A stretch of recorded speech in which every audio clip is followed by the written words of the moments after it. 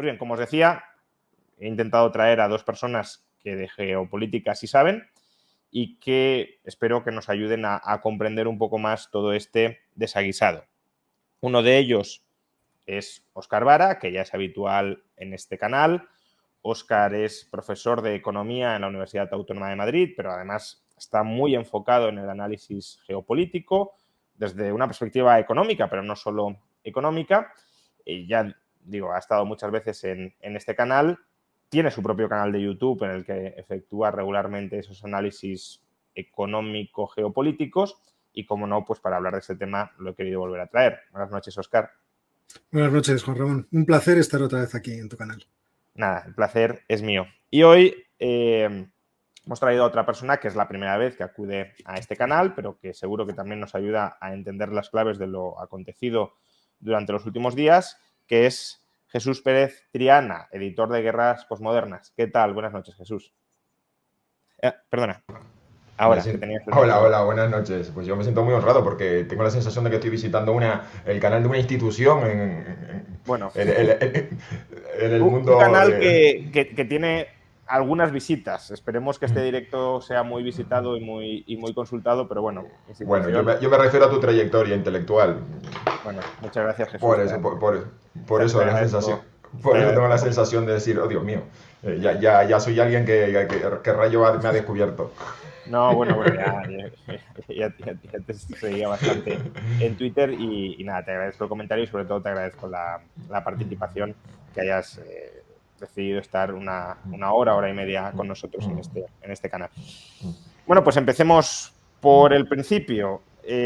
Aunque más o menos todos hemos estado ya bastante enterados, sobre todo los que hemos tenido interés directo en esto, Twitter y YouTube, bueno, y Twitch, fueron auténticos canales o bocanadas de información continuamente actualizada de todos estos acontecimientos durante los últimos 2 días, aunque todos más o menos creo que ya sabemos, grosso modo, qué ha ocurrido, pero me gustaría que me resumierais cada uno de vosotros aproximadamente en 1 minuto, 1 minuto y medio si podéis, es decir, no que me hagáis una perorata de todos los hechos con detalles, sino los puntos clave de lo que creéis que ha sucedido en los últimos 2 días. Imaginad que alguien no se ha enterado de nada, ¿cómo le resumiríais qué ha sucedido desde el viernes en Rusia? Empezamos por Jesús, venga, ya que es el nuevo invitado.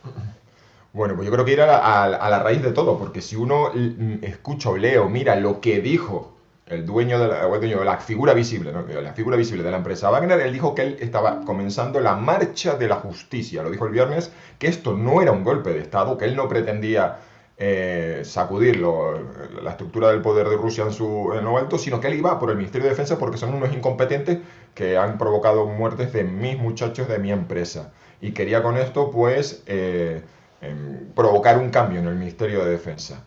La cuestión es que los acontecimientos han sucedido y luego ya todos hemos interpretado que era golpe de Estado, que Rusia se ponía al borde de la guerra civil. Quizás porque las cosas han terminado como han terminado, pues a lo mejor Prigozhin se va a agarrar a eso. Y no, si yo desde el principio dije que esto no era un golpe de Estado y no había intenciones ulteriores. Pero bueno, es lo que dijo al principio y es lo que ha terminado siendo esto, un motín. No una rebelión, ni una revolución, ni un intento de golpe de Estado. Ahora veremos, en las próximas semanas y meses ya iremos sabiendo mucho más, creo yo. Sí, tengo la sensación de que puede que más adelante los acontecimientos, la información nos hagan cambiar de perspectiva y de interpretación de lo que ha sucedido. Óscar, ¿cómo lo resumirías? Muy de acuerdo con lo que decía Jesús. Yo creo que lo que he visto es un personaje, Prigozhin, que llevaba un tiempo protestando contra el poder del Ministerio de Defensa, contra cómo se gestionaba la guerra por parte del Ministerio de Defensa y que en un momento, yo creo que quizá alimentado por su propio ego, había llegado a unas críticas que hacían peligrar incluso su propia posición dentro de lo que es la estructura de poder en Rusia. Él es un instrumento, no deja de ser un instrumento, él y su empresa, del Kremlin, y todas estas declaraciones le ponían en una tesitura muy peligrosa. Y quizá movido por el peligro es que decidió tomar el camino de hacer una operación que no tenía avisos de poder triunfar, que todos pensábamos que rápidamente el ejército ruso podría colapsar, y sin embargo la aventura fue creciendo a lo largo del sábado de manera insospechada mientras sus tropas avanzaban a una velocidad increíble por la autopista M4. Pero yo creo que el planteamiento o la raíz del asunto es las ambiciones de un individuo que en un momento se ve en peligro y que ve como salida posible a ese peligro una aventura. Solo por aclararlo, cuando has dicho que todos creíamos que el ejército ruso podría colapsar, te refieres a colapsar la operación. Colapsar la operación de Prigozhin, no que el ejército colapsara. No creo que el ejército ruso vaya a colapsar así. Claro, lo digo porque ya sabes que quien quiere malinterpretar siempre encuentra un motivo y no hay que dar motivos.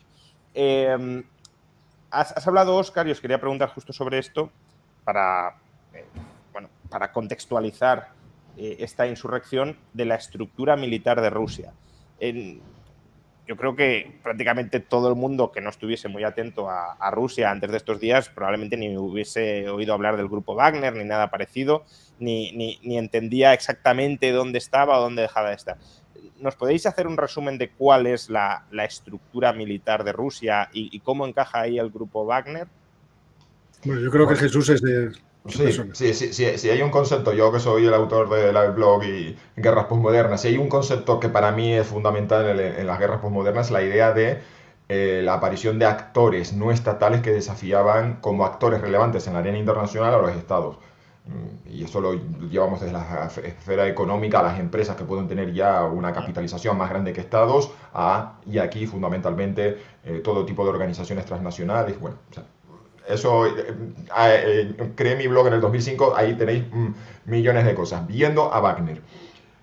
Yo creo que aquí la idea es que Rusia observó el empleo por parte de Estados Unidos de empresas militares privadas en una función muy particular, porque las llamamos empresas militares privadas, pero en realidad, a pesar de lo que la gente se piense, tú no descuelgas el teléfono y dices, hola, soy el doctor Maligno, quiero unos mercenarios para una operación. No, normalmente las empresas militares privadas nacen en el interior de un Estado-nación y están más o menos conectados con los aparatos de seguridad porque se nutre de los veteranos de ese aparato militar y de seguridad y procura, por lo general, no ir en contra de los objetivos estratégicos de ese país. Es decir, estamos hablando ya de estructuras, ¿cómo lo diríamos?, paraestatales, cuasi gubernamentales. Es decir, es imposible que los rusos hubiesen descolgado el teléfono y hubiesen contratado a Blackwater para ir en contra de los intereses de Estados Unidos. Entonces se convirtió en una forma muy interesante de intervenir fuera, porque todos sabemos que la muerte en combate de un soldado genera un impacto, y aquí en España tenemos un problema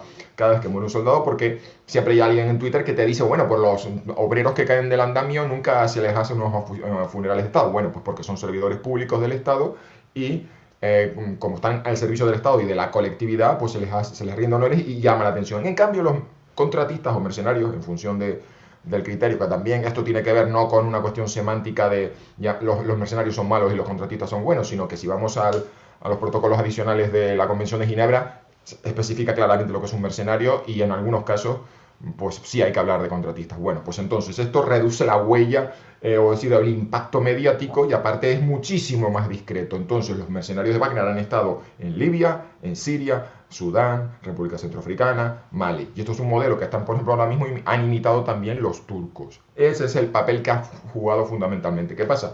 Que Rusia ha empezado una guerra al lado de su casa y este instrumento que tenía para operar sobre todo lo más lejos posible de Rusia, pues lo ha empleado aquí al lado. Por eso Wagner, que estaba pensada para ser una manera de operar el Estado ruso lejos de su frontera, está al lado de casa. Y por eso hemos terminado con en este caso serían contratistas, porque son ciudadanos del estado, de uno de los estados beligerantes, pues trabajando, han firmado un contrato y están siendo uno de los elementos que combate. Y con la particularidad de que se han nutrido siempre, como en Estados Unidos veíamos, también de muchos veteranos de fuerzas especiales, veteranos de guerra, tenían la capacidad de seleccionar su personal y eran por tanto una fuerza combatiente pues profesional y efectiva. Luego han recurrido a los presidiarios con crímenes con delitos de sangre, pero en teoría eso, Rusia los ha usado al lado de su frontera y tenían la particularidad de que era al menos una empresa que tenía fama de reunir personal profesional y cualificado y por tanto obtener resultados. Y eso fue la plataforma que,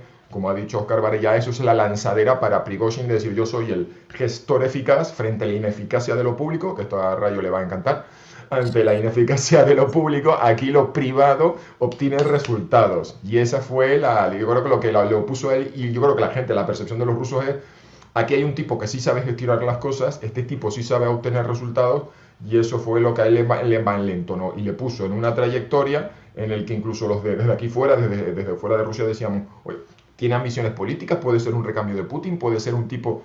Y bueno, pues al final, bueno, ya lo hablaremos, cómo le han cortado las alas y él ya en esa huida hacia adelante ha terminado haciendo lo que ha hecho.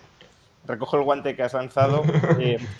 ¿Hasta qué punto podemos considerar a Wagner una empresa verdaderamente privada, ¿no? También en función de lo que has explicado, es decir, surge dentro de un Estado, está muy entrelazada con las instituciones, con la burocracia, con las órdenes y los intereses del Estado ruso, se nutre, por lo que sé, del material que le proporciona el Estado ruso, de la financiación del Estado ruso. Entonces, al final, no deja de ser un empleado público con un contrato privado, hasta cierto punto, ¿no?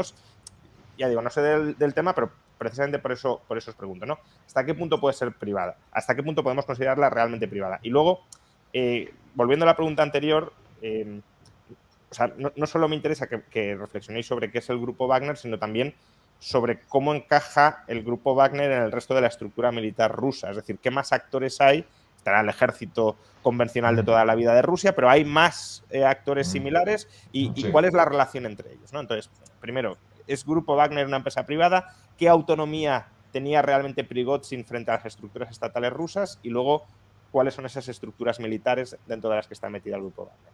Yo, antes de que Jesús nos dé una conferencia sobre la estructura, que estoy seguro que lo tienes muy en la mano, a mí lo que me llama la atención del Grupo Wagner es que, siendo dependiente del Kremlin, es decir, siendo dependiente de la estructura de seguridad del poder ruso, al mismo tiempo ha actuado de forma muy autónoma allí donde se le ha permitido desplegarse. Por ejemplo, en África, en cada sitio donde se ha desplegado, generalmente para controlar recursos minerales o energéticos importantes para Rusia, además de para tener una posición estratégica que desplace a otros países, por ejemplo a la Unión Europea, y por lo tanto entorpezca la propia seguridad de la Unión Europea, allí donde se ha radicado con empresas privadas. M-Invest, por ejemplo, era una de las empresas, me parece que era en República Centroafricana, que manejaba a Prigozhin y a través de la cual lograban sacar oro, o lograban sacar metales preciosos, metales importantes para la industria tecnológica, que además lograba, con lo que además lograba un gran beneficio la propia empresa Wagner y el propio Evgeny Prigozhin y los miembros, ¿no?, de esa empresa. Entonces, desde ese punto de vista, han tenido bastante libertad para poder hacer lo que quieran allí donde son enviados. Yo lo que no sé, a lo mejor Jesús no puede corregir esto, es si ellos han tenido iniciativa de decir, oye, pues vamos a proponerle acuerdos a tal gobierno, a tal otro. A mí me parece que eso sería muy difícil de imaginar. Es Rusia la que dice, nos interesa que estés en República Centroafricana, nos interesa que estés en Mali, nos interesa que estés en Chad, que estés en Sudán, y por lo tanto en los lugares donde podemos sacar una ventaja en términos económicos. Por ejemplo, en Sudán con el oro, que es lo que toda la región de Darfur controla Hezmeti, que es uno de los señores de la guerra, por así decirlo, que está ahora mismo enfrentado al gobierno de Sudán. Entonces, esa diferencia entre dependencia, dependemos del Estado ruso, sobre todo la cuestión, yo diría, estratégica, pero luego autonomía. Nosotros nos autoorganizamos, somos en ese sentido, sí, profesionales. Yo creo que esa diferencia es interesante. Pero por lo que dices es más una autonomía de gestión, sí, una vez te han dado unos objetivos y unas órdenes, que autonomía estratégica. Autonomía estratégica, claro, entiendo que no entiendo que tiene. Pero ¿quién les contrata? O sea, ellos, como decía Jesús, no están ahí sentados diciendo, levantando un teléfono y decir, claro, ¿es usted IBM? Pues ahora vamos. Sino que al final quien te contrata es el Estado. Sí, es decir, que esto es uno de los mitos del mundo porque siempre que se habla de la privatización de la guerra, siempre se dice, claro, esto es un descontrol, la pérdida de la contraver. Hay muy pocos casos, yo creo que desde la caída del muro de Berlín, en el que hayamos visto mercenarios que se hayan ofrecido al mejor postor y les ha dado igual dictador africano, dictadura china o lo que sea. Y esos son casos siempre muy precarios, como excombatientes de la Krajina, una región serbio-parlante, étnicamente serbia de Croacia, que fueron expulsados y terminaron defendiendo a Mobutu Sese Seko. O sea, unas cosas muy exóticas. Lo normal es que haya empresas turcas que están allí donde están los intereses turcos, haya empresas chinas donde están los intereses chinos, y hay empresas aquí ya vamos a decir, del mundo anglosajón, porque sí ha habido contratos de empresas británicas al servicio de intereses estadounidenses, pero porque Estados Unidos y Reino Unido fueron las dos potencias que invadieron Irak en el 2003 y más o menos pues habían empresas estadounidenses sirviendo a empresas británicas y viceversa. Y luego pues se nutrían de veteranos australianos, neozelandeses, sudafricanos, y entonces ahí sí que había más o menos una circulación, pero normalmente hay casos muy peculiares como Eric Prince, el fundador de Blackwater, que sí ha terminado trabajando para Emiratos y para China. Pero lo normal es que esas empresas funcionan autónomamente como empresas y pagan sus impuestos, y tienen sus nóminas, y sus departamentos de recursos humanos, sus instalaciones y su oficina. Lo que pasa es que normalmente pues, se nutren de contratos de empresas públicas, por ejemplo, de las hidrocarburos. Habían contratistas rusos durante la ocupación de Irak en el campo de West Kurnas, o sea que esto no es nuevo, lo de los contratistas rusos. Y eso, lo que digo, que es raro, es decir, no, lo normal es que esas empresas no terminen siendo contratadas por un enemigo geopolítico. Entonces sí han funcionado. ¿Y qué ha pasado? Bueno, y para hacerlo más breve, la cuestión es que ellos desembarcaron en África, y entonces el acuerdo entre los gobiernos rusos y los gobiernos africanos es, a ver, los rusos escucharon a los dictadores o presidentes de juntas militares. ¿Cuáles son tus problemas? Bueno, pues yo lo primero es que quiero conservar el poder. Y dijeron, muy bien, te ponemos instructores para que entrenen tu guardia presidencial, que es tu preocupación número uno. Los europeos vienen aquí con instructores para darte formación en derechos humanos, gobernanza y estas cosas, y derechos de la mujer. Nosotros no, nosotros eso son las tonterías, no. Nosotros vamos a protegerte con entrenamiento de tu guardia presidencial. Y dos, ¿cuál es el otro problema que tienes? Pues el principal problema son una insurgencia que amenaza mi poder. Muy bien, te vamos a vender material y te vamos a instruir. Vale, ¿y cómo nos pagas? Y entonces el presidente de la Junta Militar de turno dice, pues yo, la caja está vacía porque acabo de dar el golpe de Estado y me acabo de encontrar que esto está. Si no te preocupes, ¿no tienes liquidez? Mira, a quien vamos a meter aquí es una empresa que viene con, y esto es lo que ha apuntado Oscar, no es Wagner que desembarcan y se empieza a llevar oro y minerales, sino que hay todo un entramado de empresas que son las que firman los contratos. Entonces los contratistas de Wagner instruyen a la Guardia Presidencial, forman al ejército, la industria de defensa, el complejo militar e industrial ruso vende sus juguetes, y luego hay todo un entramado, una constelación de empresas que son las que explotan las minas y firman los contratos mineros en República Centroafricana, en Sudán y Mali. Y eso funciona, y eso era lo que funcionaba hasta el otro día. Lo que pasa es que la guerra ha hecho que un instrumento que se creó para influir y operar lejos de casa se ha tenido que usar en Ucrania. Y viendo las ambiciones de Prigozhin, y esto ya es una de las consignas, vamos a ir a las claves de cómo hemos terminado, viendo lo que hemos visto este fin de semana, es que se hizo una modificación en la ley que dijo, mira, todo esto de empresas y demás tienen que estar todas bajo el paraguas del Ministerio de Defensa. Y entonces ya a Prigozhin se le vio con unos papeles diciendo, me han hecho rellenar todos estos papeles, maldita sea, los voy a presentar. Pero ahí ya fue cuando él empezó a darse cuenta de que le estaban atando en corto y de que esto, el protagonismo que estaba teniendo Wagner, y que lo hemos visto aquí en España, bueno, y en las redes sociales, que los partidarios de Rusia se ponían el logotipo, el merch, había generado su propia aura como decía una influencer pro-rusa, bueno, que es rusa en España, es que tienen un código de honor, es decir, no son unos vulgares mercenarios, tienen un código, ¿sabes? Tenían popularidad, legitimidad, prestigio, y eso... bueno, pues nada, pues total, que Prigozhin fue viendo cómo le estaban cerrando la soga al cuello poco a poco, y yo creo que el punto de no retorno fue la nueva ley en Rusia, porque además siempre habían trabajado desde una ambigüedad legal, que esto es una cosa heredada de la era soviética, y es que las leyes nunca están muy claras en Rusia, de tal forma que el Estado siempre te puede pillar porque tú no tienes muy claro cuál es el marco jurídico en el que te estás moviendo. Y de hecho las primeras PMS rusas no se registraron en Rusia, tuvieron que operar pues, en paraísos fiscales y demás. Y bueno, y fue toda una novedad que Wagner abriese una oficina en San Petersburgo y que fuese ya la normalización de esto. Pero bueno, ha terminado con la reforma. Ahora os pregunto sobre los motivos, porque es justamente lo que os quería preguntar, pero por terminar de cerrar el capítulo de Wagner, después de la insurrección, ahora que mencionaba Jesús, que había adquirido un aura de popularidad, de prestigio, de honorabilidad entre la población rusa, el Ministerio de Asuntos Exteriores ruso los acusó de neonazis. Y también, también hemos escuchado, no sé si eran prorrusos o antirrusos, me da igual, pero hemos escuchado a muchos decir que, cuidado, que si caía Putin y llegaban los de Wagner al poder, estos eran peores que Putin porque estaba lleno de nacionalistas rusos mucho más radicales que Putin. ¿Hasta qué punto esto es así? ¿Es un ejército sin... como todo ejército nacionalista, claro está, pero sin mucha más ideología detrás, o si la tiene? Si nos podéis comentar algo sobre esto. Bueno, Dmitry Utkin, que fue, yo creo que el que estuvo en el origen del grupo Wagner en 2013, porque yo creo que Jesús me corregirá si me estoy equivocando, a partir de 2013-2014 es cuando empezamos a escuchar hablar del grupo Wagner. Venía el grupo Morán y luego, no me acuerdo si se llaman los cuerpos eslavos, ahí hubo sí, una... Slavonic. Este hombre lleva tatuadas todo tipo de simbologías nazis, es decir, no parece, creo que él mismo tenía como apodo Wagner por su admiración al músico, al compositor alemán. O sea que en ese sentido ese ultranacionalismo es cierto que está presente. Además, Dmitry Utkin se supone que estaba en la columna que avanzaba hacia Moscú, por lo menos fue uno de los rumores que se plantearon ayer por la noche.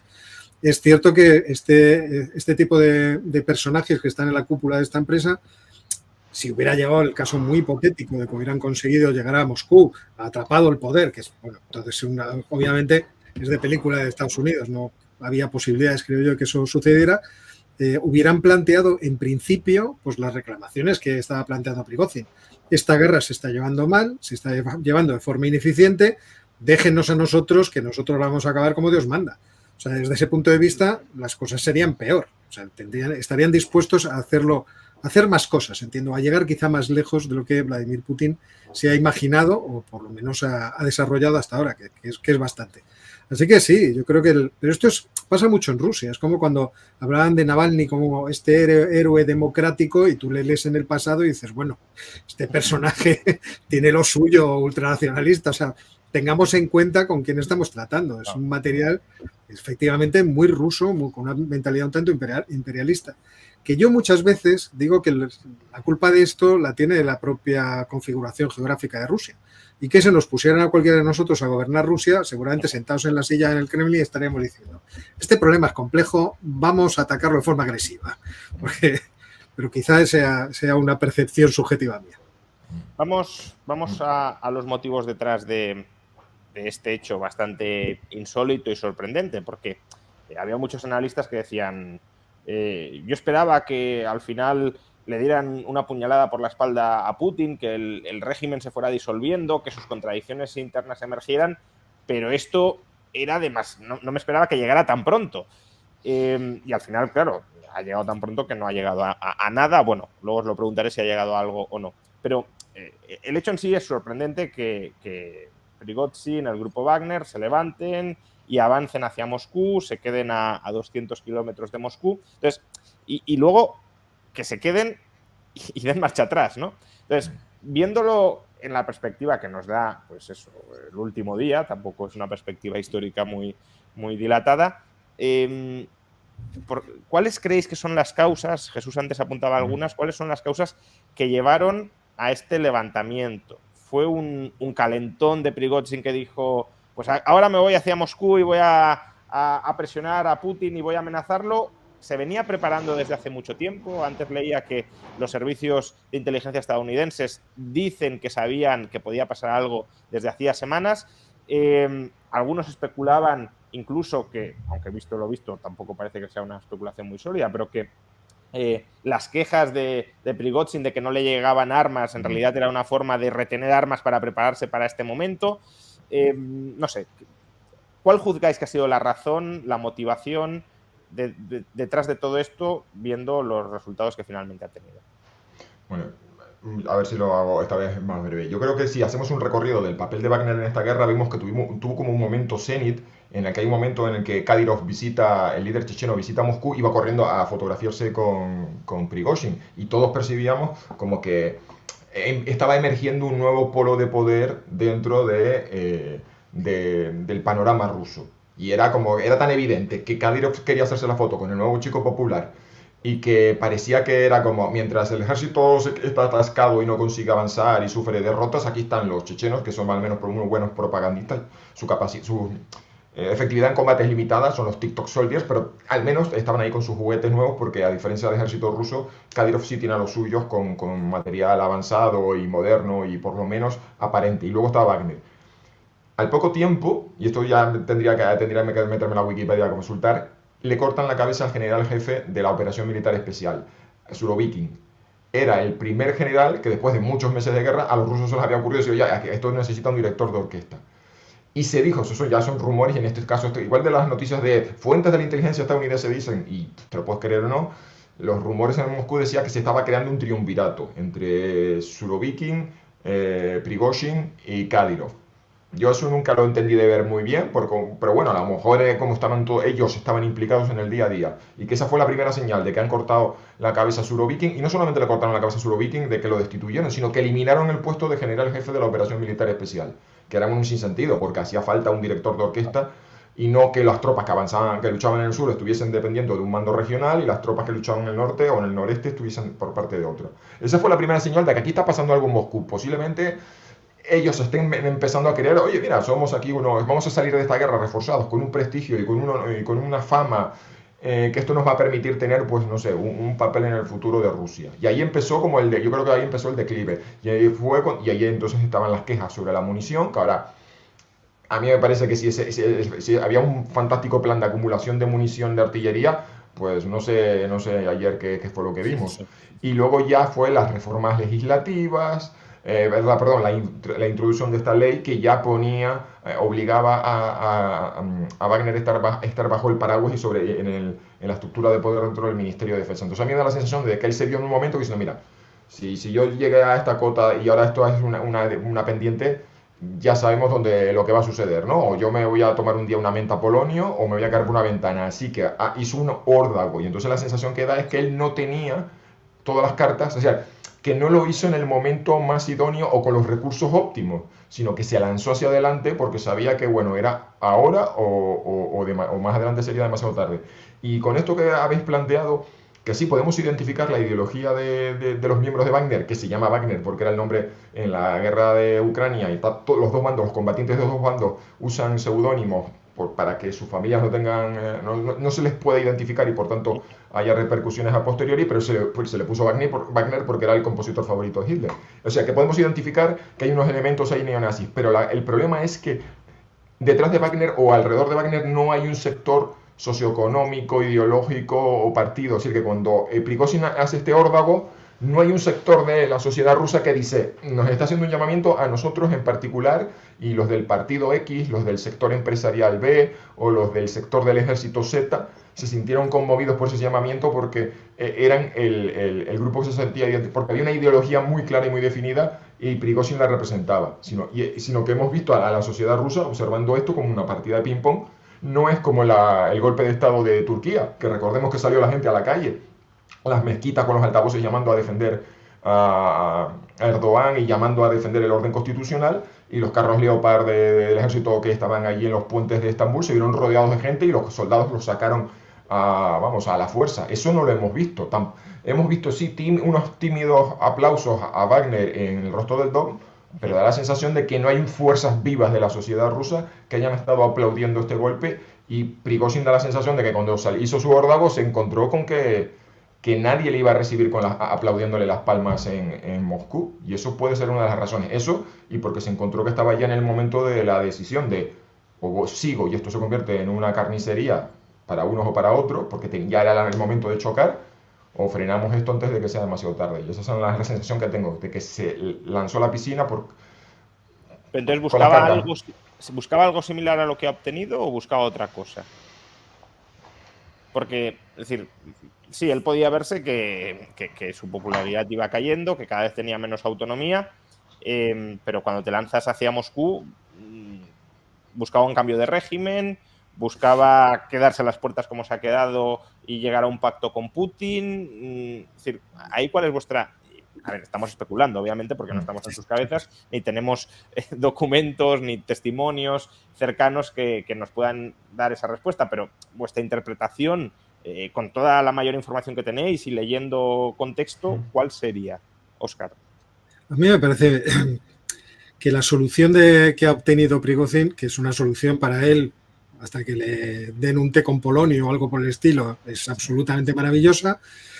No creo que fuera lo que tenía pensado en principio. Hubiera sido, porque es una apuesta tan sumamente incierta, no. El decir, bueno, yo me lanzo hacia Moscú y antes de Moscú ya habré tenido unas negociaciones y habré logrado encontrar un pacto y ese pacto me librará a mí de posibles consecuencias. Yo no creo que sea eso. Creo que, en la línea que está diciendo Jesús, creo que él se había puesto a sí mismo en una situación imposible. Y además se había puesto en una situación imposible respecto del poder de Putin, que hasta tiempo muy reciente le había protegido por las relaciones históricas que han tenido los dos desde que se conocieron en San Petersburgo a principios de los 90, desde la propia afinidad nacionalista que tenían los dos y patriótica que tenían los dos, que yo creo que le amparaba ante muchas de las barbaridades que iba soltando contra Shoigu, contra todo lo que se asomaba, o incluso contra el propio supuestamente le ponía minas en sus retiradas, esas cosas, pero por otra parte también en sus aventuras políticas. O sea, eran aventuras políticas realmente curiosas. Él monta un movimiento nacionalista con Yuri Kovalchuk, que es un personaje con el que también coincide en los años 90 y también con Putin, que es el individuo al que Putin le hace un juego de magia para que tenga un banco, el Banco Rosilla, y pueda comprar además el grupo de televisión que tenía otro oligarca, pero que no era un oligarca próximo a Vladimir Putin. Putin obliga a este oligarca a vender su cadena de televisión a Gazprom y Gazprom se la vende al Banco Rosilla por 2 duros. Y resulta que Kovalchuk y Prigozhin aparecen el año pasado creando un movimiento nacionalista conservador que está más a la derecha del partido de Vladimir Putin, como si fuera una especie de depósito para captar los votos que se le pudieran escapar a Putin de aquellos que, supongo que en Rusia, pueden decir que no se ha hecho lo suficiente, no se ha puesto suficiente esfuerzo ni material para poder derrotar a los ucranianos. Entonces, dentro de esa situación, Prigozhin estaba en el alero. O sea, cualquier soplo de viento le iba a tirar. Y bueno, toma esta decisión también unido a sus propios soldados y a sus propios mandos, yo no sé si convencidos, porque lo han visto de cerca, de todos los agravios que les había hecho el Ministerio de Defensa. Porque esto a lo mejor es creíble. Es decir, el hecho de que el Ministerio de Defensa no les daba armamento. El hecho de que el Ministerio de Defensa les minó las posiciones cuando se querían retirar de Bakhmut. El hecho de que el Ministerio de Defensa les tiró un misil antes de ayer. O sea, si todas estas cosas son ciertas, que yo realmente no puedo valorarlo, pues a lo mejor él se había hecho con el aplauso, con la lealtad de esos soldados y esos mandos, para llevarles a una aventura tan improbable en sus posibilidades de éxito como esta. Porque al principio yo lo que creía es que iba a tomar Rostov y se iba a quedar allí para dar morcilla, es decir, para provocarle un problema a Putin de 3 pares de narices. Cuando a lo largo del día veíamos como aquella columna, las cosas sorprendentes. Antes estaba aquí y de repente estaba a 200 kilómetros más allá, decías, ¿qué está pasando aquí? Ya ha pasado tal pueblo, ya ha pasado tal otro, está a 80 kilómetros, decían unos. En esa situación ya la imaginación obviamente se lanzó a todo tipo de especulaciones. Era una forma de presionar porque ya estaba negociando con Lukashenko, con el presidente de Bielorrusia. Obviamente eso nunca lo sabremos. Pero lo que sí creo, estoy de acuerdo con Jesús, en que él se vio acorralado en su posición y dijo, ¿qué salida me queda? Tirar para adelante. Y convenció a todo el mundo para que tiraran para adelante con él en la hipótesis de que estaban actuando contra el ministro de Defensa. Sí, y además posiblemente yo creo que si le tomamos la palabra, él posiblemente estaba esperando que hubiese una especie de aclamación popular y eso le hubiese servido de base a decir, mirad, la gente me aplaude, la gente nos quiere, la gente está con nosotros, por favor, Vladimir Vladimirovich Putin, quita a estos dos inútiles porque Shoigu y Gerasimov son un desastre para Rusia. No, y claro, y entonces su posición no era quitar al zar, era decirle ponga generales más eficaces y entonces a la historia hubiese pasado como el tipo que tuvo los cojones de decirle, cantarle las 40 a Putin y obligarle a actuar y tomar una decisión drástica que contribuiría a que Rusia ganase la guerra o que la Rusia combatiera de mejor circunstancia. Porque además, desde el primer llamamiento, esto no es un golpe, yo no pretendo... Solamente luego el sábado por la mañana, cuando Putin comparó esto con 1917 los curiosos, a un grupo que luego lo llamaron neonazis, los colocaron en la misma posición que los bolcheviques, pero bueno, eso ya las incoherencias del discurso. Ahí fue ya cuando le vimos una declaración en la que dijo algo así como que Putin se había equivocado de bando, pero es la única vez que yo creo que ha manifestado algo realmente beligerante con el poder. Es decir, que él lo que estaba era como una especie de salvador de Rusia que quería obligarle a Putin a tomar una decisión drástica, algo así. O a lo mejor esto es lo que él se ha convencido a sí mismo o nos está intentando convencer con otras ideas. La cuestión es que hemos visto los equilibrios de poder, porque tampoco hemos visto masas que hayan salido con pancartas y banderas a defender el orden constitucional vigente en Moscú. Yo no he visto gente que haya salido, no sé, a lo mejor ni siquiera está en la mente de los rusos, no es su estilo, pero no hemos visto aquí que hayan todos a las plazas, pásalo, y hayamos visto masas. Da la sensación de que esto ha sido una pugna dentro de la vertical del poder y el pueblo ruso y las Fuerzas Armadas como testigos, en fin, de este ping-pong. Hay algunos que han especulado y me gustaría también saber vuestra opinión, porque como no sabemos los motivos, pues tampoco es descartable. Aunque, bueno, vistas las repercusiones, luego os preguntaré sobre ello, tampoco parece que sea la hipótesis más notable, pero que estaríamos ante una especie de autogolpe o de operación pactada entre Putin y Prigozhin, quizá para detectar a aquellas personas que no le eran leales a Putin dentro de la estructura del régimen, un poco lo de las 100 flores de Mao, pero en este caso en medio de un conflicto militar, o para engañar a Ucrania y que se lanzara a hacer operaciones pues con información equivocada, o incluso, o quizá en un futuro, para que Putin tenga más margen para retocar los altos mandos de la oligarquía rusa, apelando al pacto al que ha llegado con Prigozhin. No sé, ¿qué verosimilitud le dais a este tipo de hipótesis que sugerirían pues, que todo esto es un teatrillo, que al final pues Putin estaba perfectamente enterado de lo que iba a hacer este señor y que le ha venido bien para lograr otros objetivos? Veremos cuáles. A mí me parece muy improbable. O sea, yo entiendo que dentro de la polarización que se ha producido en los aficionados a ver la guerra como si esto fuera un espectáculo, los que están en un sitio pues tratan de ver justificaciones a todo lo que ocurre que sean favorables pues a sus ídolos. En este caso, Vladimir Putin adquiere la imagen o la estatura de un ídolo pop. La gente le da cualidades o le reviste con cualidades que a veces son míticas, ¿no? Vladimir Putin, sabio, estratega, defensor de Occidente, de la cultura occidental, etcétera, etcétera. Pero lo que hemos visto, si fuera así, es decir, si fuera una operación realmente muy inteligente, un plan muy sofisticado para tratar de hacer aflorar quiénes son los traidores en la estructura de poder de Rusia, primero se habría encontrado con que pocos traidores va a poder localizar, porque todos se quedaron quietos, como suele pasar en Rusia, esperando a ver qué ocurre. No vaya a ser que el primero que se mueve se lleva la torta. Y en Rusia tengamos en cuenta que el sistema, tal y como está organizado el control social, pues tiene cierta capilaridad, y por lo menos en lo que son los alrededores del poder.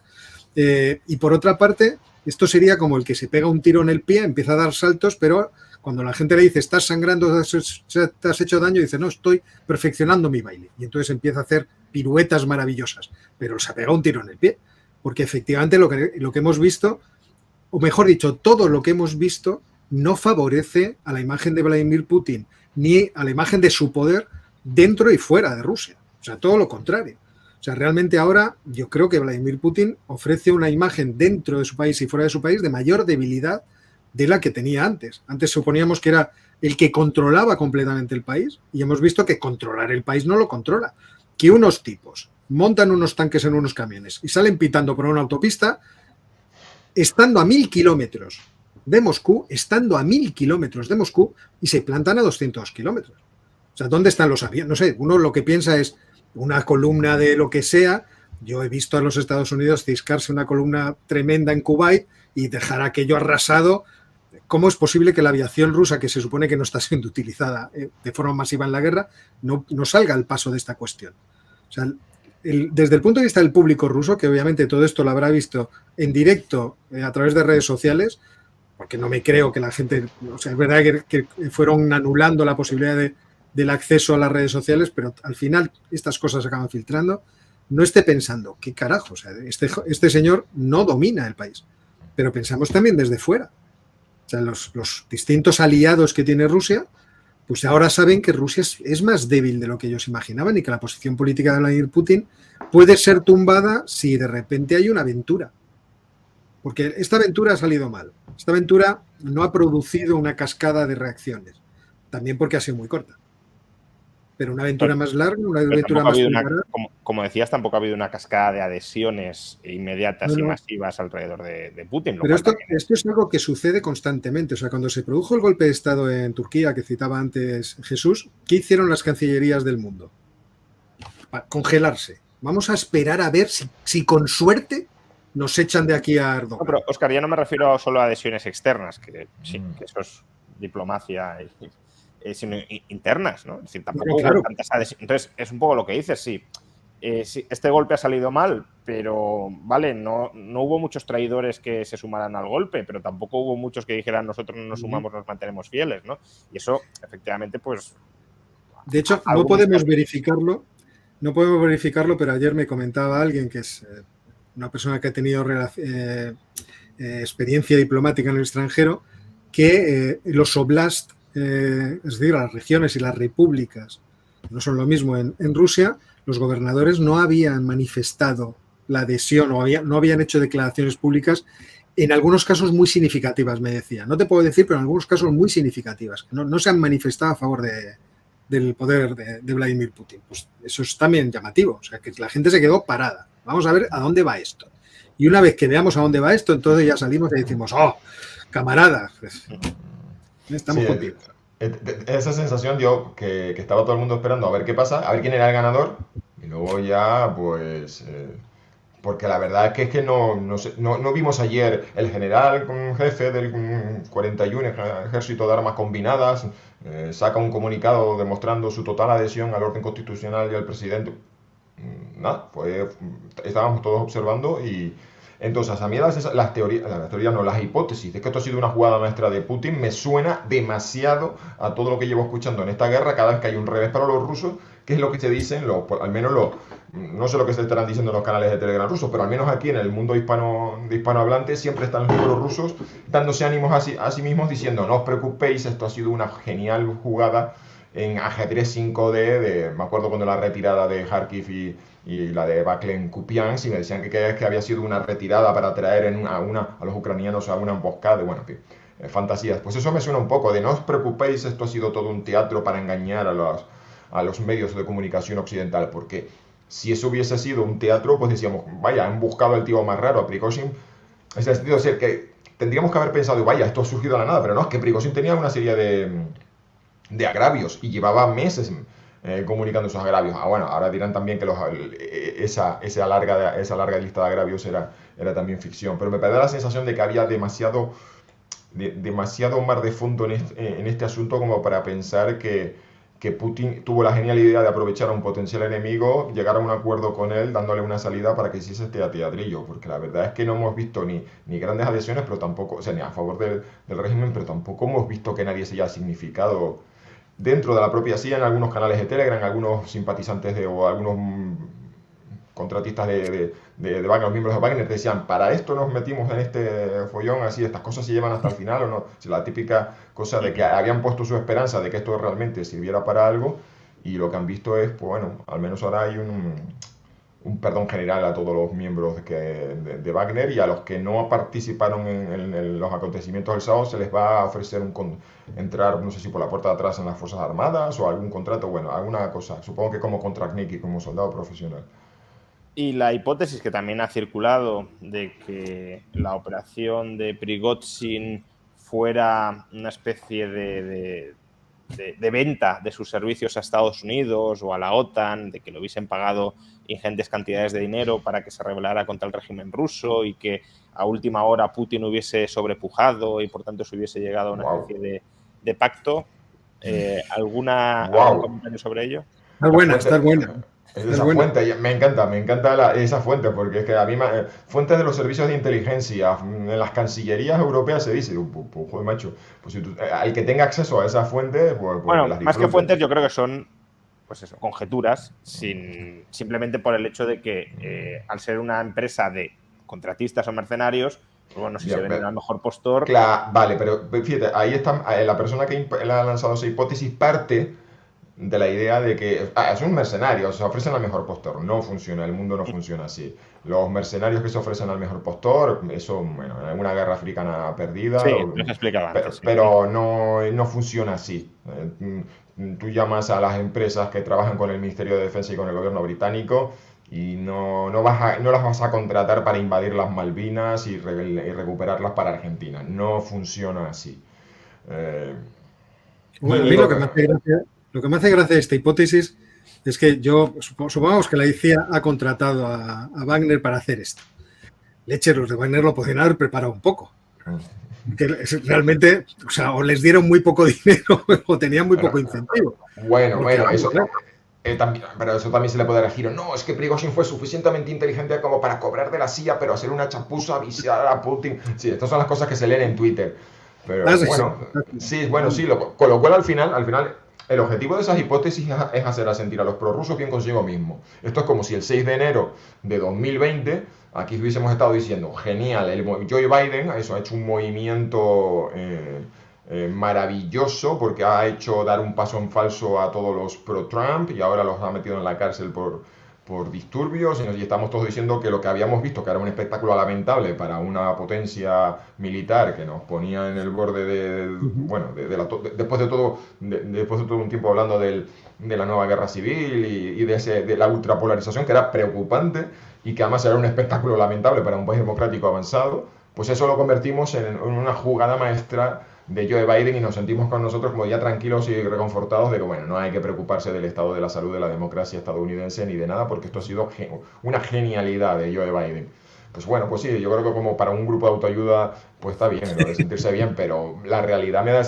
Porque eso yo creo que es un poco a lo que funcionan estas cosas. Chicos, tranquilos, esto no os preocupéis, no os sintáis avergonzados de ver cómo vuestro país favorito está al borde del caos y de la guerra civil. Esto ha sido una genialidad. El líder sabe lo que está haciendo. O sea, una cosa así como muy de rebelión en la granja. Todos tranquilos, que el líder seguro que sabe lo que está haciendo.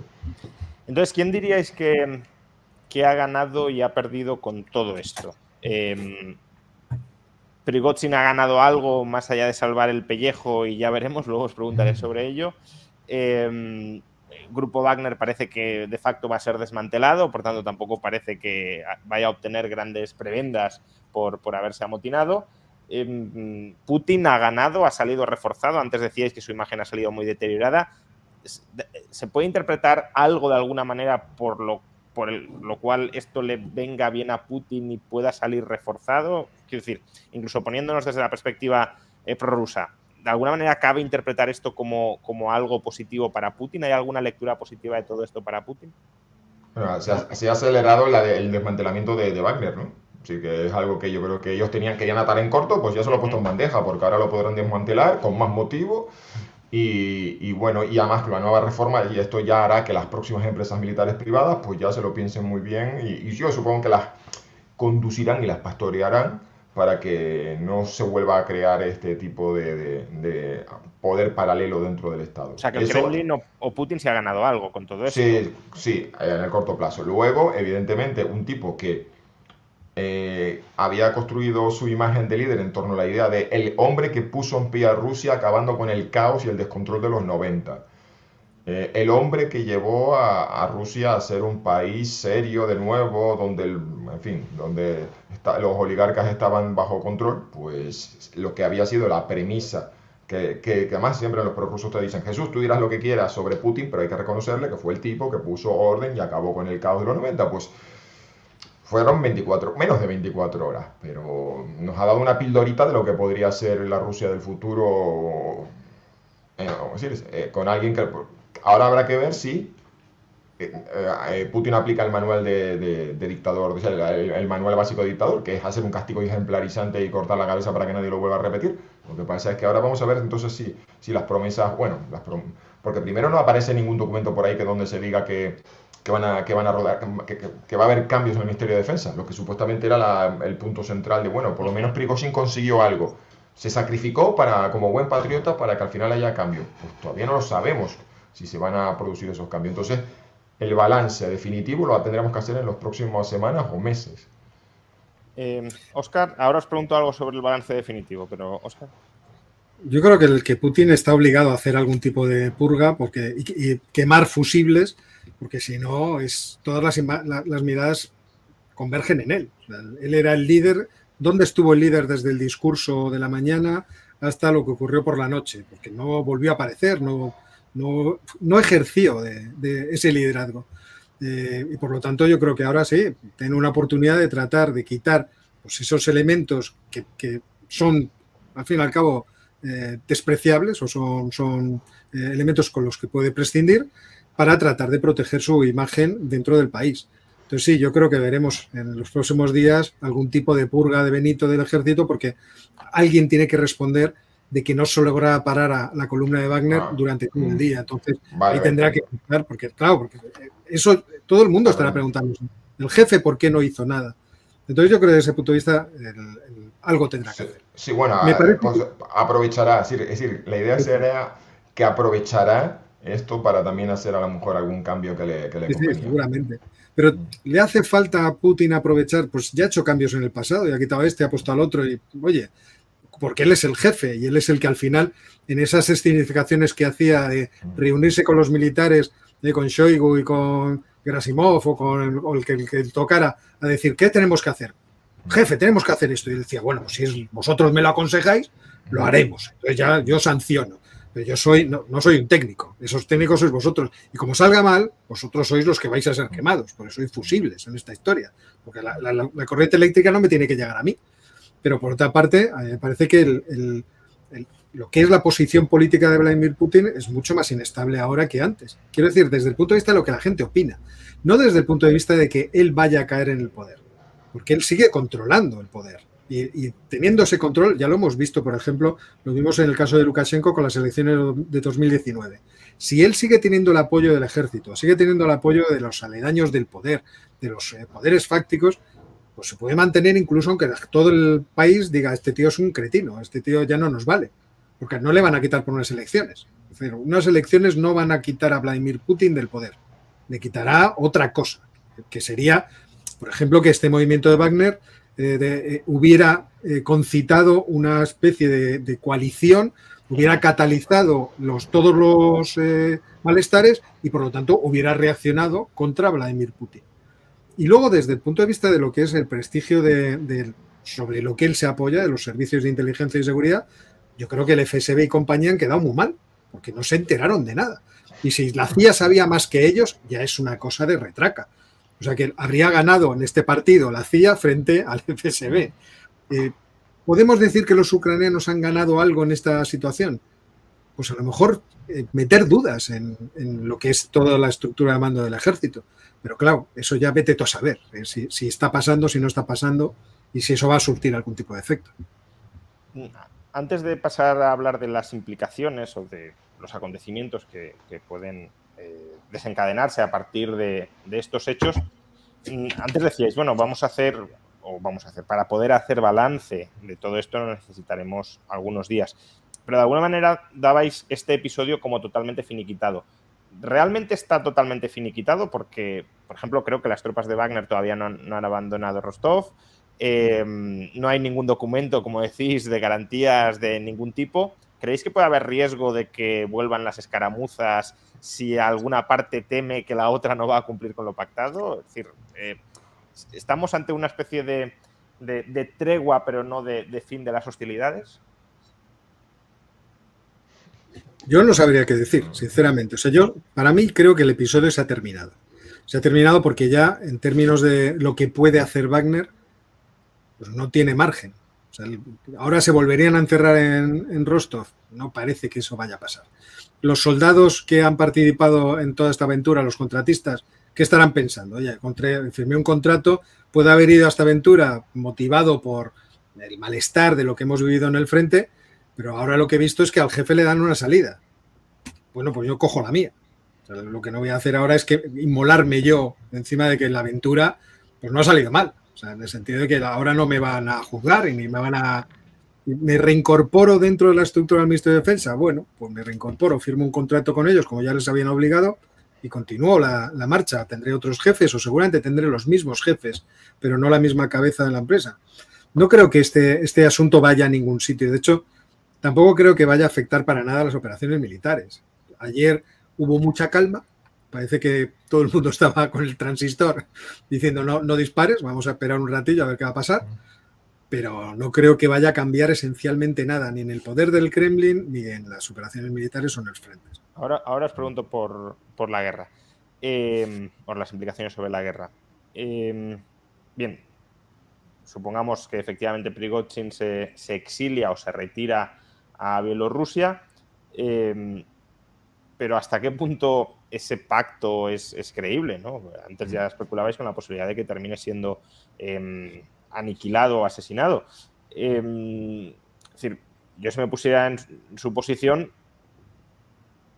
no sabría muy bien cómo digerir o cómo dotar de credibilidad a un pacto en el que he humillado públicamente al hombre fuerte de Rusia, que además no tiene fama de andarse con chiquitas a la hora de eliminar a opositores o a disidentes o a quienes supongan una amenaza o le hayan hecho un feo, y simplemente acepto que me diga que me va a respetar y que me ha perdonado.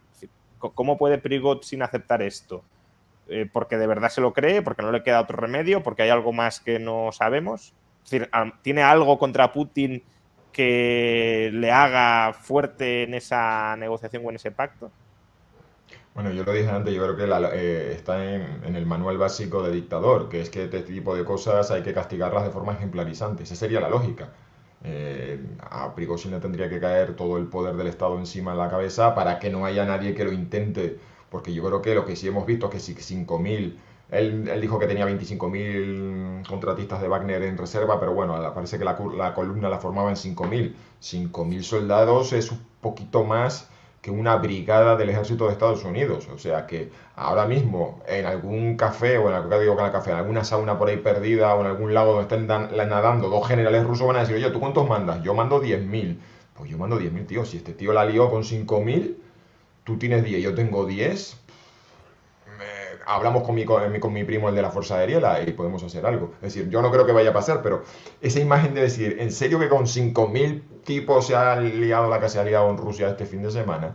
Pues entonces a Putin le interesa que no a nadie se le quitarle las ganas de que volver a hacer algo así, lo cual nos llevaría a la lógica de que Prigozhin la esperanza de vida suya no queda. Pero claro, pero no sabemos. Entonces él se ha metido, ha firmado un documento, vale, venga, depongo, me vuelvo a mi casa en un acto de fe, vamos así decirlo. Claro, pero además esa sanción ejemplarizante que tú señalas, hombre, de cara a otros contratistas y demás, bueno, puede ser una sanción extrajudicial, pero de cara a la opinión pública, si tú quieres hacerte fuerte diciendo no tolero ninguna insurrección y la voy a castigar, lo que entiendo que no puedes hacer es llegar a un acuerdo y decirle no vamos a perseguir penalmente esto después de haber dicho que eran unos hechos gravísimos. Entonces, me sorprende tanto desde la perspectiva de Prigozhin que haya aceptado este acuerdo, porque yo no estaría muy tranquilo con mi seguridad, pero también desde la perspectiva de Putin, es decir, cómo Putin se rebaja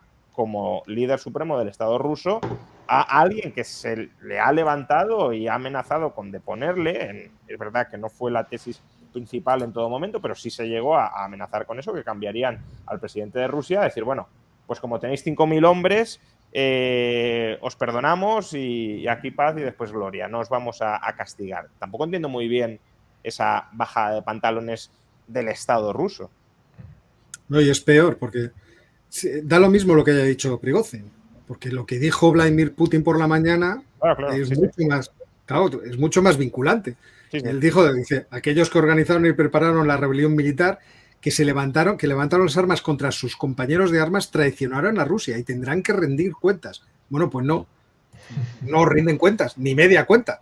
O sea, de hecho, yo me reía mucho ayer por la noche porque en Izvestia veías la noticia de no va a rendir cuentas, no se va a iniciar ningún proceso penal contra Prigozhin, y abajo se veía la declaración de Vladimir Putin. Los traidores van a rendir cuentas. Dice, vamos a ver, que esto está en la misma página, o sea, que algún redactor tendría que estar corrigiendo aquí algo. Esto canta demasiado. Y yo creo que eso es lo que los rusos están viendo. ¿Qué posición de poder, de solidez transmite ahora mismo el líder de Rusia? Pues yo creo que no mucha, precisamente por cómo se ha terminado de cerrar este asunto. Y han metido a un presidente, a Lukashenko, como mediador de un asunto interno ruso. Como garantía. Sí. Sí, o sea, ha venido un tío de fuera a solucionar el problema que tenían que haber solucionado los rusos de forma taxativa, violenta y radical. Por cierto, que este directo, entre sus distintas redes sociales, lo están viendo ahora más de 5.000 personas. Quizá también podamos invadir Moscú con los espectadores. Bueno, dicho esto, precisamente, ¿no creéis que de alguna manera entonces el liderazgo de Putin ha quedado tocado? Y si eso es así, ¿se le puede buscar recambio en el futuro? Óscar decía que tiene el apoyo del ejército, de los altos mandos, de las oligarquías, etcétera, es decir, de los grupos de poder que verdaderamente deciden quién manda y quién deja de mandar. Si ahora ha quedado tocada su autoridad, ¿eso implica que esos grupos de poder, que van a seguir siendo los mismos, porque esa estructura no se ha socavado, pero que esos grupos de poder pueden colocar a otro en reemplazo de Putin o no? Vamos a ver, Putin ha jugado mucho a tener dividida a la gente y enfrentada para que no le den ningún tipo de problema.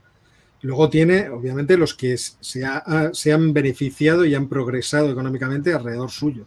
O sea, en el año 2005, cuando estudiábamos la situación económica de los aledaños del poder del Kremlin, veíamos que estaban ahí colocados en las grandes empresas gente que había estado con él, o bien en el KGB, o bien alguien que había estado en el Ministerio de Defensa, o en el Ministerio de Interior. Es decir, era todo un clan de individuos que habían participado en las fuerzas cuerpos de seguridad del Estado próximos a Vladimir Putin y que habían cooptado las grandes empresas de todo tipo, incluso los grandes bancos. Entonces, ese grupo de oligarcas ha crecido con él. Pero la guerra no parece que esté yendo por los derroteros que a él le hubieran gustado, que hubiera sido a terminarla pronto y que no me hubiera producido ningún tipo de daño económico. Pero todo eso se ha producido. Es decir, aquí ha habido mucha gente que ha perdido contratos con Occidente, que algunos los habrán mantenido a través de estos desvíos de exportaciones a través de Kazajistán, de Armenia, de Turquía, pero lo que es la actividad que muchos tenían, eso se ha perdido. Y por ejemplo, la gente que esté alrededor de Gazprom, pues ya no vende el gas y no lo va a vender. La gente que está vendiendo petróleo, que tenía sus intereses ahí, está ingresando mucho menos dinero, porque lo tiene que vender, Rusia tiene que vender el petróleo con un fuerte descuento a los nuevos clientes que ha logrado obtener. Entonces, todo ese tipo de descontento estoy seguro que existe. Dentro del ejército también, porque estoy seguro que muchos, viendo lo que ha pasado en el frente, dicen ¿qué narices estamos haciendo? O tendríamos que ir mucho más lejos o no tendríamos que ir a estas cosas. Entonces, todo ese descontento, yo creo que hoy se ve mucho más justificado que ayer. Bueno, que antes de ayer. Porque lo que han visto es que es la incapacidad. La incapacidad para poder evitar que esos 5.000 hombres pusieran en jaque. Fijaos lo que teníamos ya a última hora de la tarde, cuando ya se aproximaban a esa cota, que se estaban produciendo acumulaciones de camiones en las autopistas, que ya había concentraciones de blindados en las afueras de Moscú. O sea, un ciudadano de Moscú, con cierto poder, ¿qué estaría pensando? Esto es un follón. O sea, ¿cómo es posible que hayamos llegado tan lejos? Y es a eso a lo que me refiero con que la imagen de Putin claramente ha quedado tocada. Y aparte de todo lo demás, lo que hemos comentado de un tío que te viene desde fuera a salvar, que es encima Lukashenko, que siempre ha sido un apéndice. O sea, todo esto yo creo que es irremediable, que afecta a la imagen que tienen los rusos de Vladimir Putin. O sea, ya no tienen ni épica. O sea, en la guerra esta ya no hay ni épica. O sea, vienen 4 tíos y nos ponen problemas. Jesús, ¿algo que comentar sobre esto? Sí, yo lo que decía, bueno, que habíamos visto, lo mencioné antes, ¿no? Que la narrativa esta de que tú podrás criticar a Putin sobre muchas cosas, pero hay que reconocerle que es un hábil jugador de ajedrez 5D, 4D, y mira, metió a Rusia en una guerra iban a tomar la capital en 3 días, colocar un gobierno títere y crear un estado colchón. Y llevamos ahí arrastrando ya más de año, vamos a ir ya cerca del año y medio. Y está clarísimo que han tenido que ir improvisando un poco y cambiando de objetivos, porque ahora ya, bueno, estamos en una guerra de conquista territorial, nada más. Bueno, dos, siempre que alguien quería explicar Rusia, bueno, de esta manera, de aquella manera me refiero a decir que más o menos así como un poquito a nivel aficionado, decía, bueno, dirás lo que quieras de Putin, pero hay que reconocer, es un tipo que viene de los servicios secretos, un hombre pregado en el manejo de la información. Pues señores, nos hemos enterado todo de esto, pues yo creo que más o menos a la misma velocidad él y nosotros por la prensa. Y además todo esto de el hombre que vino a salvar Rusia del caos y hemos estado todo el fin de semana leyendo titulares sobre guerra civil, que al final hemos visto que se ha quedado en motín. Es decir, si fuésemos a ponerle el nombre que realmente describe lo que hemos visto, ha sido un motín de contratistas, un motín de mercenarios, ¿no? No una guerra civil. Pero bueno, ya de pronto, bueno, los bromas, las especulaciones, todas las referencias a películas y obras de ficción sobre una Rusia sumida en el caos y en la guerra, pues la hemos estado recuperando, cosa que yo creo que, bueno, todo esto de los 90, así que esa figura me parece que ahora mismo ha quedado bastante dañada. Que en lo operativo, en lo sustancial, pues ahora mismo no sé, porque todavía no sabemos muy bien las consecuencias de esto. Pues a lo mejor en el corto plazo ahora mismo no estamos viendo ninguna consecuencia de estas, pero esas grietas, pues posiblemente se manifiesten mucho más adelante. Y en un futuro llegará el día en el que cuando tengamos que ordenar los acontecimientos históricos diremos, el punto de inflexión que marcó el declive del putinismo fue este, posiblemente.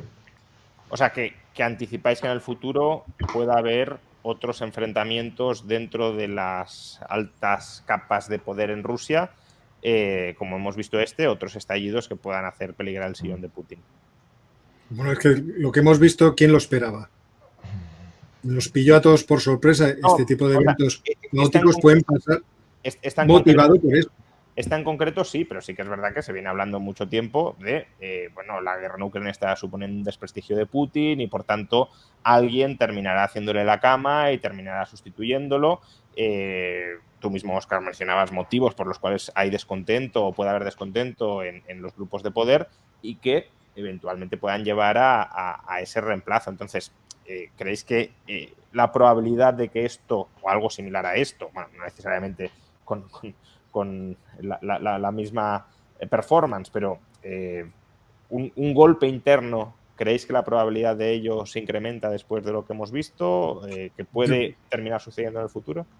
Yo creo que claramente. O sea, como no sabemos cómo va a desarrollarse las operaciones militares, pero podemos imaginar acontecimientos que pueden ser adversos para los intereses de Rusia, esto ayuda a que aquellos que están perjudicados por la guerra tomen decisiones, vamos a decirlo así, que se pueda producir, o sea, esto ayuda a que las condiciones suficientes para que alguien de paso los dé en algún momento. Recordemos que en términos políticos, si Kovalchuk, que es un hombre muy rico, ya ha hecho ese movimiento del movimiento nacionalista patriótico.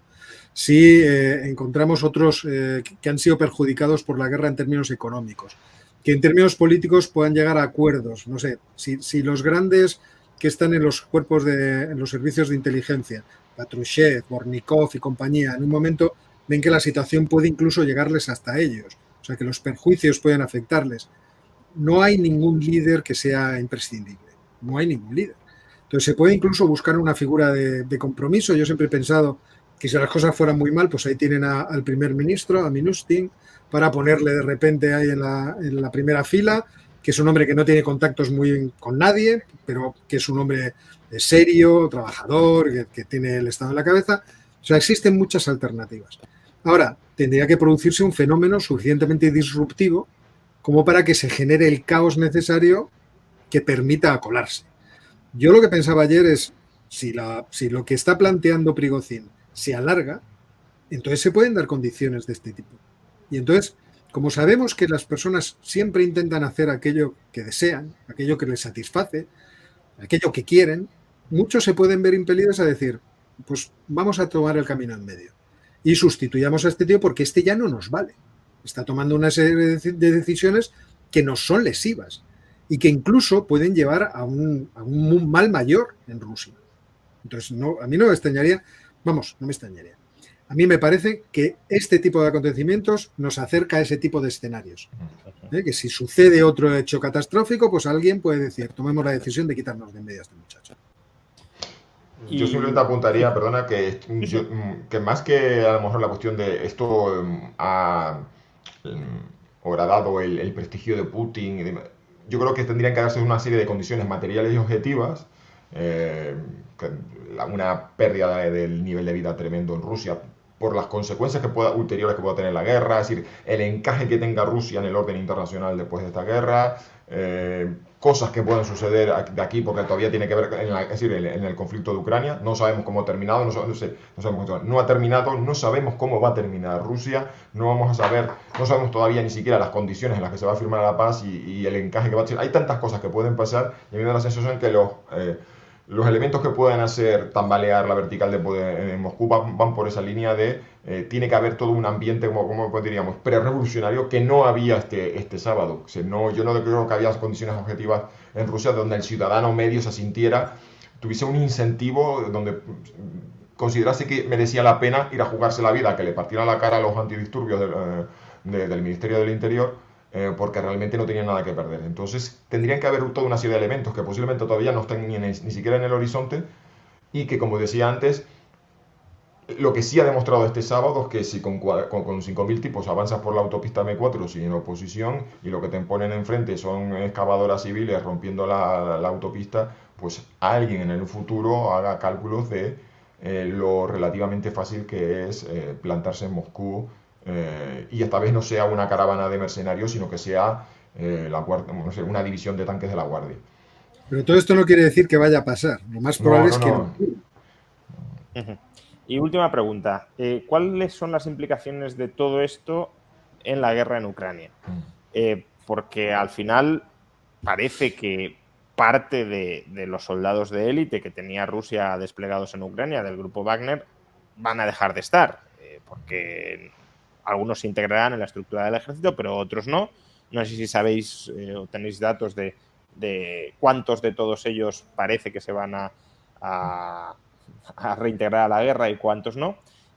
Pero no solo por esto, sino si estáis diciendo que de alguna manera el prestigio de Putin ha quedado tocado, como ya estaba quedando tocado por una operación militar, tal como la llamaba, que se ha alargado mucho más de lo que esperaba, ¿cabe la posibilidad de que este animal herido, entre comillas, porque sigue teniendo muchísimo poder, intente recuperar ese prestigio redoblando la apuesta sobre Ucrania con una movilización general o, digamos, ya con uso de armas nucleares tácticas, que esperemos que no, pero tampoco voy en esa dirección, sino que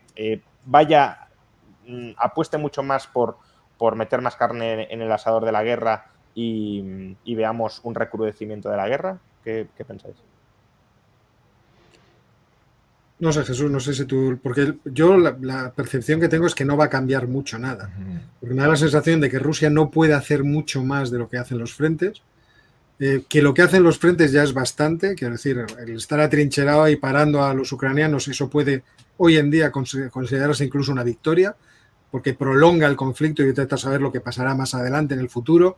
Al fin y al cabo, en términos de recursos, Rusia es más poderosa o tiene más recursos que Ucrania. Y Ucrania siempre depende de la ayuda externa. Entonces, no creo que vaya a cambiar significativamente nada. Pero nada quiere decir nada. Esto continuará con el orden establecido porque no hay mucha capacidad de hacer innovaciones. O sea, se esperaba la contraofensiva ucraniana como si esto fuera a ser, no sé, una especie de carga de caballería que llegaría hasta el mar de Azov con gran facilidad. Y ya vemos que las cosas en la guerra, cuando uno se pone ahí, se atrinchera y solo se le ve los ojos, la cosa se pone bastante más difícil. Entonces yo no espero grandes cambios. A ver, yo tengo la sensación de que lo lo que sucedió el sábado fue demasiado breve como para que tuviese un impacto inmediato en la guerra. Porque estábamos, me acuerdo, especulando en el sábado, bueno, ¿y esto cómo puede afectar? Digo, hombre, si, ahora, ¿sabes? Si tienes ahora mismo un mapa, en el mapa de Rusia hay un agujero negro que se llama Wagnerovia, por así decirlo, ¿no? La República Independiente de Wagner, pues esto es un descalabro para la logística del ejército ruso, porque si hay que llevar municiones del punto A al punto B en Ucrania y en el medio hay un agujero, pues una cosa tan simple como esta. Pero fue demasiado, todo terminó demasiado rápido como para que la rebelión o de Wagner tuviese un impacto inmediato. Lo que sí tengo la sensación es que, más allá de que haya una serie de miles primero, se va a desmantelar una de las estructuras que había sido más efectivas en esta guerra, aún así funcionando de una forma como carne de cañón y una picadora de carne, es decir, los rusos consiguieron entrar a Bakhmut y tomar casi la totalidad de la ciudad, con unas tácticas que en un país democrático normal, pues, es decir, en una sociedad democrática occidental hubiesen sido totalmente intolerables. La cuestión es que primero retiras una serie una estructura que era la más efectiva. Segundo, va a haber una serie de tipos, de miles de tipos que habrá que recolocar. Ya lo que sí, los rumores, haciendo por una vez caso los rumores, dicen que a los que han firmado reintegrarse en la Fuerza Armada rusa ya se van a encargar de dispersarlos, que no estén todos concentrados en el mismo sitio, y que posiblemente a los comandantes o los capitanes de compañía que los reciban les van a dar la orden de, bueno, tú ya sabes, este tipo tiene que tener una esperanza de vida lo más corta posible. Es decir, que les van a encomendar las misiones para que el mito y el aura de Wagner desaparezca. Pero a mí me da la sensación de que esto va a tener impacto en cuestiones intangibles. En la moral, en cosas... el otro día los ucranianos con un megáfono diciendo a los otros, oye, ¿estáis dispuestos realmente a matar, o sea, a luchar y morir por unos tipos que se están peleando en Moscú por el poder? Y contaban que en algún sitio, bueno, eso siempre también, otros son los rumores de que sí había habido algún tipo de deserción o que alguno había aprovechado el impasse para aún así la guerra ha continuado. Es decir, lo que tenían clarísimo los ucranianos es que Wagner no era un amigo de Ucrania, aunque había muchos chistes y muchas risas y muchos memes, y habían soldados ucranianos haciéndose fotos con palomitas o cotufas, como decimos en Tenerife, pero todos sabían que, o sea, nadie olvidaba el papel de Wagner, de el tratamiento que ha dado a los prisioneros, los crímenes de guerra. Es decir, no había nadie aplaudiendo en Ucrania a Wagner por lo que estaba haciendo. Entonces yo creo que de la misma forma que dije que esto iba a tener un impacto en el liderazgo de Putin, y que en un futuro, cuando nos sentemos y escribamos por qué han pasado las cosas que han pasado, o las debatamos, o estemos aquí hablando con ellas, y entonces tengamos que hacer memoria y decir, vaya, todos los acontecimientos que pasaron entre el 23 y el 24 de junio de 2023 desencadenaron toda una serie de cuestiones que nos llevan al presente. A mí me da la sensación de que va a haber toda una serie de efectos que vamos a ver en el futuro, y aparte que yo me imagino que ahora Putin estará más vigilante, las tropas, los despliegues militares rusos ahora van a ser un poquito, no sé, yo creo que van a estar más pendientes de los generales, los movimientos de municiones y de cosas se van a vigilar más, eso va a dificultar a lo mejor los movimientos, y la normalidad va a tardar un poquito en llegar, y eso a lo mejor le da, sumado a lo que hemos visto la última semana, que por cierto parece que ya nos habíamos olvidado que durante la última semana hemos visto a los ucranianos laminando a las piezas de artillería y a la logística y a los puentes, y eso me da la sensación que es otra cosa que va a generar efectos en el campo de batalla en las próximas semanas. Pues a lo mejor vamos a ver acontecimientos que tendríamos que explicar solo por lo que ha pasado, pero que no es una relación directa. Por cierto, y vinculado con esto, y ya quiero terminar, pero también leyendo el chat, hay gente que especula dentro de la idea de que esto es un pacto entre Prigozhin y Putin, que ahora gran parte de Wagner va a estar en Bielorrusia y por tanto va a estar más cerca de Kiev para atacarla desde allí, que de alguna manera están como tratando de engañarnos, diciéndonos que están muy peleados y que todo esto se va a dispersar y se va a desmantelar, pero que en realidad van a tener un fuerte operativo muy cerca de Ucrania y por tanto un nuevo flanco para atacar el país. ¿Esto le veis alguna verosimilitud o no? No, a ver, yo creo que alguien ha confundido la idea de que Prigozhin se va a exiliar a Bielorrusia con la idea de que van a trasplantar a los combatientes que participaron el sábado en Bielorrusia. O sea, alguien ha dicho, ha puesto una flecha en el mapa y ha dicho, Prigozhin va a ir de Rusia a Bielorrusia, ergo, Wagner va a estar totalmente alistada para el combate.